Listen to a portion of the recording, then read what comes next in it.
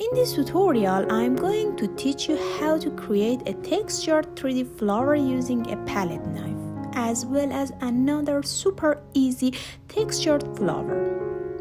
Finally, I'll show you two types of 3D leaves with texture.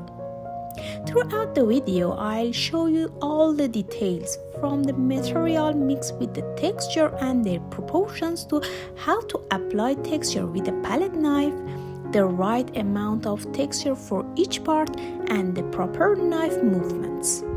So make sure to watch the video until the end. If you have any questions during the tutorial, feel free to ask me in the comments.